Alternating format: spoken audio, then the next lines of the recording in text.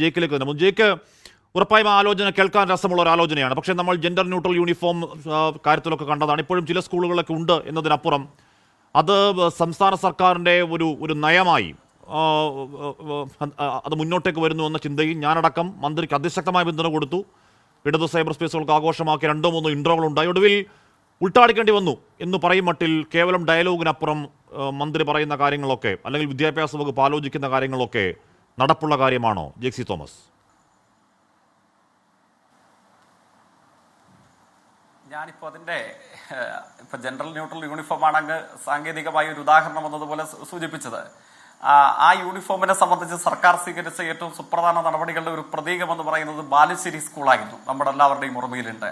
ആ ബാലുശ്ശേരി സ്കൂളിൽ ഇപ്പോൾ ഏത് വിധത്തിലാണ് യൂണിഫോം സ്വീകരിച്ചിട്ടുള്ളത് എന്നുള്ളത് സംശയവും ചിന്തയും ഒക്കെയുള്ള ആർക്കെങ്കിലും ഈ കാര്യത്തിലൊരു മറ്റെന്തെങ്കിലും ദുരൂഹത അവശേഷിക്കുന്നുണ്ടെങ്കിൽ ബാലുശ്ശേരി സ്കൂൾ വരെ എത്തിയാൽ നമുക്ക് തീർക്കാൻ കഴിയുന്ന സംശയമേ അക്കാര്യത്തിലുള്ളൂ. പിന്നെ ഈ കാര്യങ്ങളാകെ ഇപ്പോൾ ജനറൽ ന്യൂട്രൽ യൂണിഫോം ആകട്ടെ, നമ്മുടെ വിദ്യാഭ്യാസ രംഗത്ത് നിലനിൽക്കുന്ന തെറ്റായ പ്രവണതകളെ ദൂരീകരിക്കാൻ, അതിനെ ഇല്ലായ്മ ചെയ്യുവാനുള്ള സംസ്ഥാന സർക്കാരിന്റെ ഏത് നീക്കവുമാകട്ടെ, അതൊക്കെ ഏറ്റവും പരമപ്രധാനമായി ഒരു സന്ദേശം എന്നതുപോലെ തുടങ്ങി വെക്കുക എന്നുള്ളത് പ്രധാനപ്പെട്ട കാര്യമാണ്. ആ കാര്യത്തിൽ സ്വാഭാവികമായും ഏതു നല്ല തുടർച്ചകൾക്കും ഏതു നല്ല തുടക്കങ്ങൾക്കുമെതിരെ അങ്ങേയറ്റം യാഥാസ്ഥിതിക മനസ്സോട് കൂടിയിട്ടുള്ള അങ്ങേയറ്റം അറുപിന്തിരിപ്പന്മാരുടെ ഇത്തരം പിത്തലാട്ടങ്ങൾ കേരളത്തിന്റെ മാത്രമല്ല ലോകമെമ്പാടുമുള്ള ഏതു മനുഷ്യ മുന്നേറ്റങ്ങളുടെയും ചരിത്ര ദശാസന്ധികൾ എടുത്ത് പരിശോധിച്ചാൽ നമുക്ക് കാണാൻ വേണ്ടി കഴിയും. പക്ഷേ അറുപിന്തിരിപ്പന്മാർ തകർക്കാൻ വേണ്ടി ശ്രമിച്ചിട്ടുള്ള മുന്നേറ്റങ്ങളിൽ അറുപിന്തിരിപ്പന്മാർ ചരിത്രത്തിലെ മ്യൂസിയത്തിലെ ഫോസിലുകളായി മാറിയതാണ് ലോകത്തിലെ മാനവരാശിയുടെ ചരിത്രം. അതിൽ നിന്ന് വിഭിന്നമല്ല കേരളത്തിൻ്റെയും ചരിത്രം. അതുകൊണ്ട് ജനറൽ ന്യൂട്രൽ യൂണിഫോം മുതൽ ഇപ്പോൾ സ്വീകരിച്ചിട്ടുള്ള ഈ അധമ കലാപരിപാടികൾക്കെതിരെയുള്ള കേരളത്തിലെ പൊതുവിദ്യാഭ്യാസ വകുപ്പിന്റെ ശ്രദ്ധേയമായ മുന്നേറ്റം ഒരു സംശയവും വേണ്ടതില്ല. അനസ്യൂത അപങ്കുരം മുമ്പോട്ടേക്ക് പോകുക തന്നെ. ഞാൻ പറഞ്ഞത് അത് ധൈര്യമായി പറയുന്ന മന്ത്രിക്ക് ഐക്യദാർഢ്യം, അതിന് പൂർണ്ണ പിന്തുണ എന്ന് പറയുന്നത് അതുകൊണ്ടാണ്. പക്ഷെ നമ്മൾ കണ്ടതാണ്, നമ്മുടെ മണ്ണ് അതിനുവേണ്ടി ഒരുങ്ങിയിട്ടുണ്ടോ എന്നൊരു ചോദ്യമാണ്. ഇപ്പം നമ്മൾ ശബരിമലയിൽ സ്ത്രീ പ്രവേശനം കണ്ടതാണ്. അതുവരെ സ്ത്രീകളെ പ്രവേശിപ്പിക്കണം എന്ന നിലപാടെടുത്ത സംഘടനകൾ സുവർണാവസരം കണ്ട് ഉൾട്ടാടിക്കുന്നതും സമരമായി ഇറങ്ങുന്നതും കോലാഹലമൊക്കെ നമ്മൾ കണ്ടതാണ്. പിന്നോട്ട് പോകേണ്ടി വന്നു സർക്കാരിന്. ഇപ്പോൾ ഏറ്റവും ഒടുവിൽ സ്കൂൾ സമയമാറ്റത്തിൽ ചർച്ചയാകാമെന്ന് വിദ്യാഭ്യാസ മന്ത്രി പറയുന്നത് പോലും എന്തുകൊണ്ടാണ്? അത് പറയുന്നത് ഒരു കോണിൽ നിന്ന് ഉയർന്നു വരുന്ന വലിയ എതിർപ്പും വിരട്ടും വിലപേശലും ഒക്കെ കൊണ്ടാണല്ലോ ജയിക്ക്. അപ്പം അങ്ങനെ ഒരുങ്ങാത്ത മണ്ണിൽ നമ്മളിത് പറയുന്നത് ഇത് യാഥാർത്ഥ്യബോധത്തോടെയാണോ എന്നൊരു ചോദ്യം സ്വാഭാവികമാണ് ജയിക്ക്.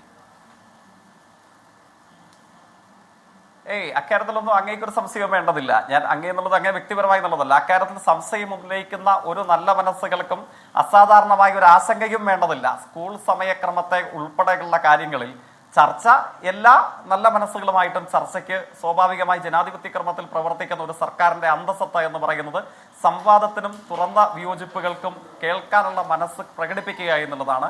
ആ മനസ്സ് നിശ്ചയമായും കേരളത്തിലെ ഗവൺമെന്റ് പുലർത്തും എന്ന കാര്യത്തിൽ സംശയമില്ല. പക്ഷേ അതിന്റെ പേരിൽ കേരളമാകെ അംഗീകരിച്ചിട്ടുള്ള, കേരളത്തിന്റെ മനുഷ്യപക്ഷമാകെ അംഗീകരിച്ചിട്ടുള്ള ഒരു തീരുമാനത്തെ ഏതെങ്കിലും ചില യാഥാസ്ഥിതിക അറുപിന്തിരന്മാരുടെ തിട്ടൂരങ്ങൾക്ക് വഴങ്ങി അതിനെ അങ്ങ് പിൻവലിച്ചു കളയും, ആ മാറ്റത്തിൽ നിന്ന് പിന്തിരിഞ്ഞോടും എന്ന് ആരെങ്കിലും കരുതുന്നുണ്ടെങ്കിൽ അവരോട് നല്ല നമസ്കാരം. കേരളം ഈ നല്ല മുന്നേറ്റങ്ങളുമായി മുമ്പോട്ടേക്ക് പോകുക തന്നെ ചെയ്യും.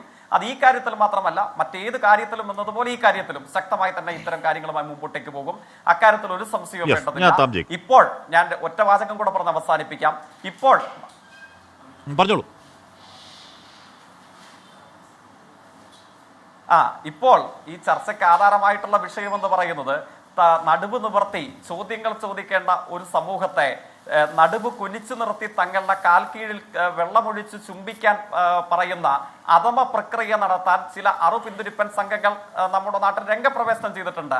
അതിനെതിരെയുള്ള പ്രതികരണവും പ്രതിഷേധവും കേരളത്തിന്റെ മനസാക്ഷിയുടെ പക്ഷത്തു നിന്ന്, മാനവരാശിയുടെ പക്ഷത്തു നിന്ന് അതിശക്തമായ വിധം ഉണ്ടായിട്ടുണ്ട്. അതിന് നിർഭാഗ്യവശാൽ ഓശാന പാടിയ ഒരാൾ കേരള ഗവർണറാണ്. ആ കേരള ഗവർണർക്കെതിരെയുള്ള അദ്ദേഹത്തിന്റെ പുതുചിന്തയ്ക്കും അദ്ദേഹത്തിന്റെ 2 ദിവസങ്ങൾക്ക് പുറകെയുള്ള ചിന്തയ്ക്കും ഒക്കെയുള്ള തിരിച്ചടി ഒരു യാത്രയല്ല, ഒരു ഘോഷയാത്ര എന്നതുപോലെ സംഭവിക്കാൻ പോകുന്നതേ ഉള്ളൂ. അതിന്റെ ആദ്യത്തെ തിരിയിളക്കം ഇന്ന് ഹൈക്കോടതിയുടെ സമക്ഷത്തു നിന്നുണ്ടായിട്ടുണ്ട്.